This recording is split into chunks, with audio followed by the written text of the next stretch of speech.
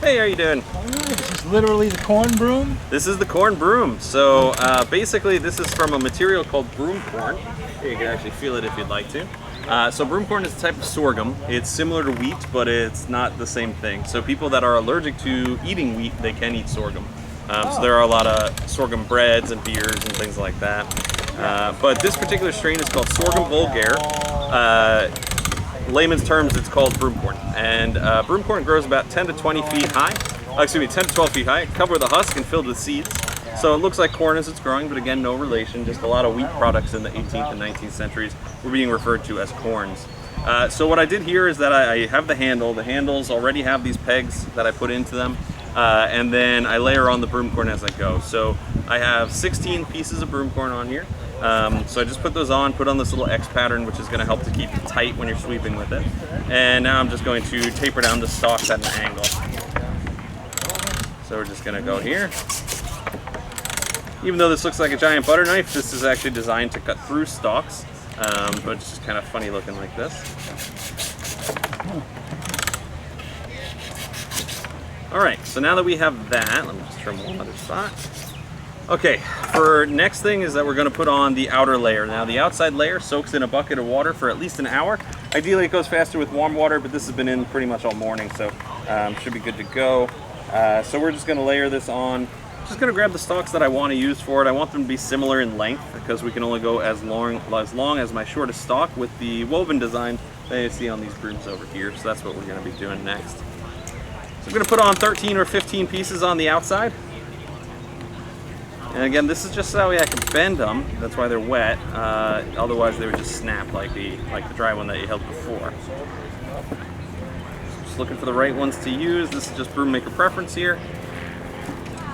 Most families would have about 1 to 2 brooms for each room in the house, 1 to 2 for each fireplace, and 1 for the porch. So an average household could have anywhere upwards of 20 to 25 brooms, which is kind of excessive by our standards today.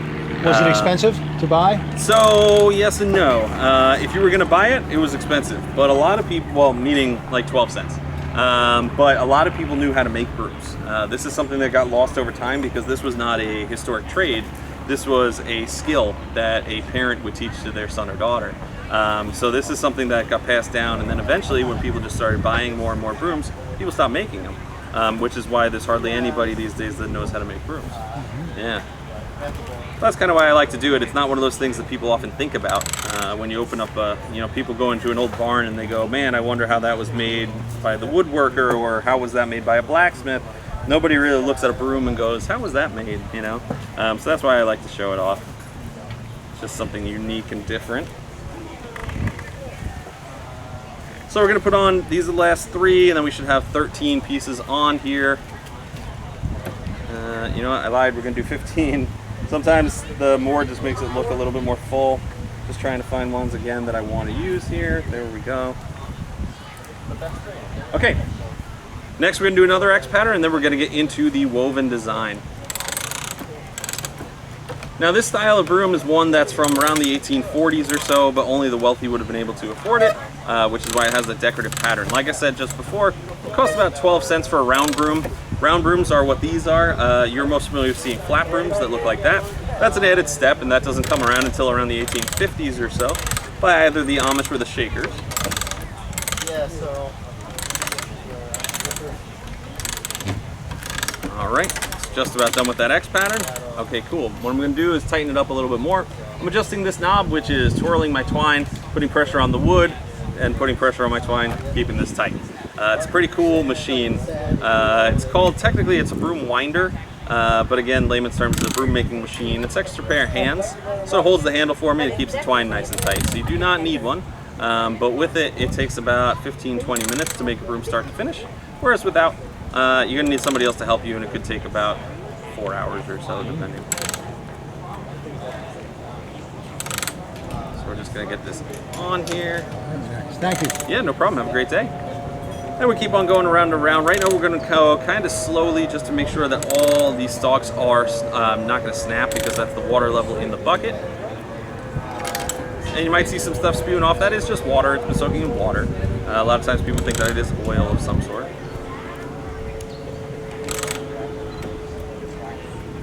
And eventually this will start to make a much tighter weave once it moves further down on the spool here. It's already starting to, which is great. And you can see we can pick up the pace a little bit more too as we're going further down the stalks. Now you can actually tell by looking at the stalks where that crop was cut in its life cycle. They come in 3 main colors and 3 main life cycles. So there's green, which is it was too young, yellow, which is it was cut just right, and brown is when it was cut when it was too old. Typically the green ones are a little bit harder and they're harder to bend. And the brown ones are a little bit more brittle, so they absorb the water too much and make it kind of like working with a sponge. But when we get a box of broom corn, we get about 50 pounds, which is several thousand pieces. So you look at the individual pieces and determine if you're going to use it for the inside or the outside, or if it's just going to be garbage and maybe fed to a farm animal or turned into a pot scrubber or something like that.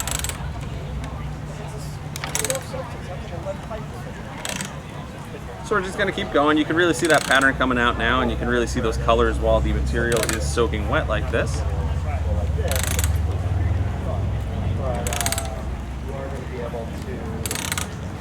Now, I was saying before it was about 12 cents for a broom. With the decorative pattern, this would be about 18 cents or so, give or take. For the round brooms, if it was a flat broom, you're looking at about 20 to 25 cents with the decorative pattern, which is really pricey. Gentlemen in the 1840s were making about 48 cents a day. So spending a third or half your salary on a broom is pretty expensive. And that comes back to, like I said in the beginning, this was a skill handed down from generation to generation more so than a historic trade. So you're not really selling these to be making profit, you're just kind of selling it to make a little bit of income here or there. But most of your neighbors know how to make brooms.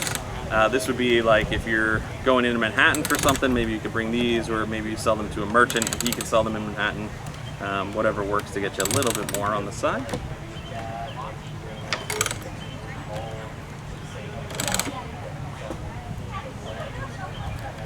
Okay, so we're going to keep going until we get to the end of the shortest stalk.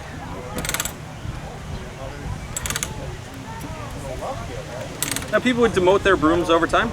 Your newest broom would go into your parlor, then the sitting room, the main bedroom. Eventually it would find its way into the kitchen, the out kitchen, and then out on the porch. And they were able to demote their brooms because they lasted a really long time. They would sweep with them every single day, and if you swept with them every single day, they should last about 5 to 6 years.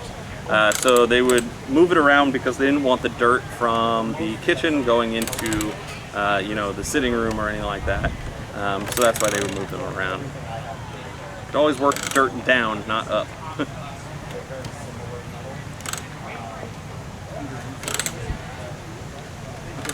All right, we're getting toward the end here.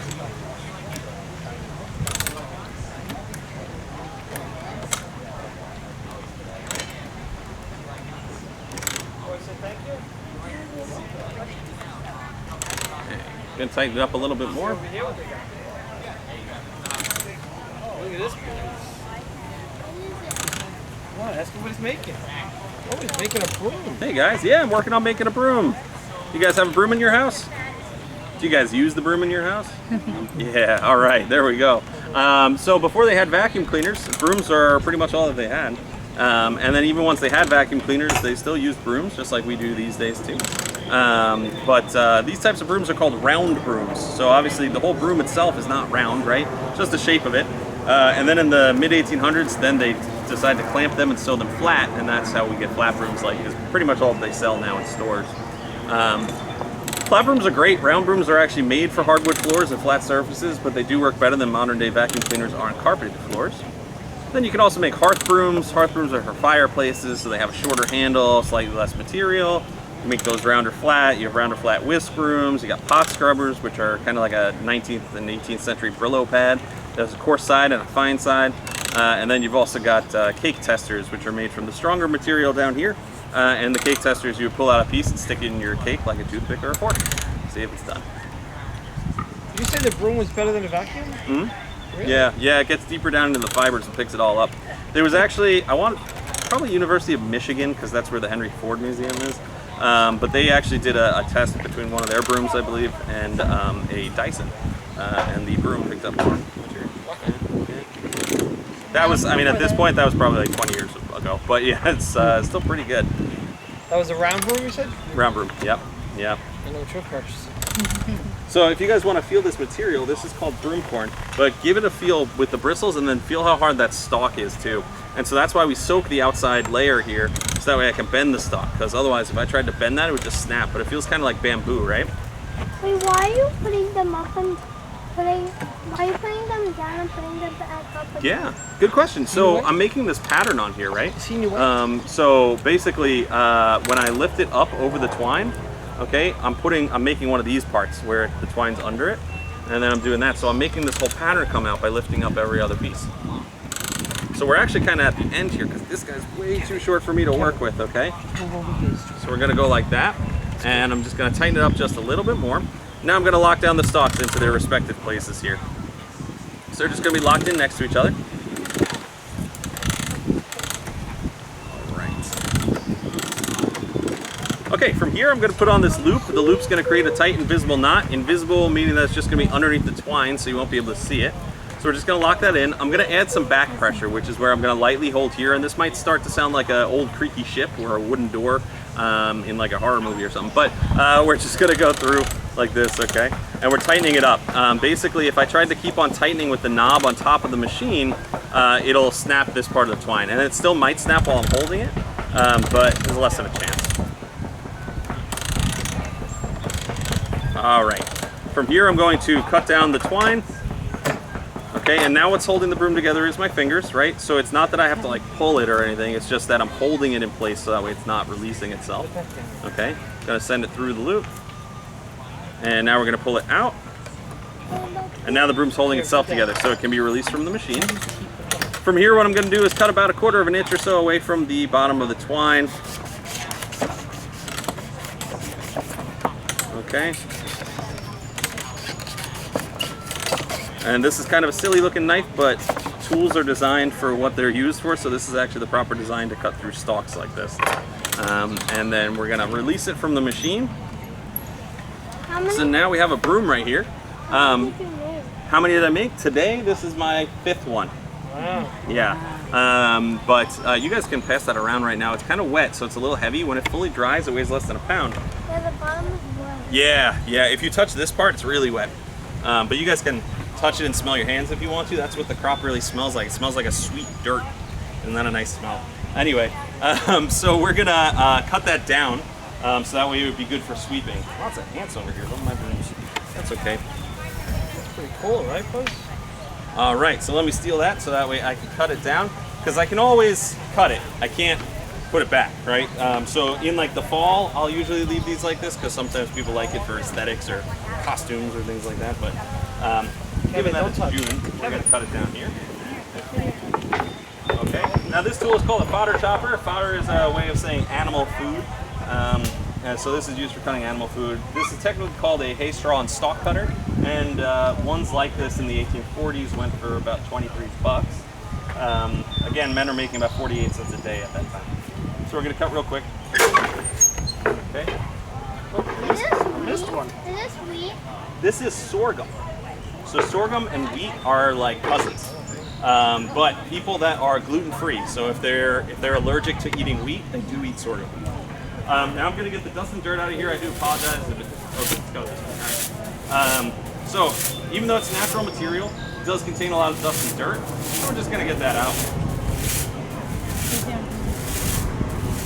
Okay, and now a round broom should be sort of round or square at the head of the bristles, and that is finished broom. Yeah.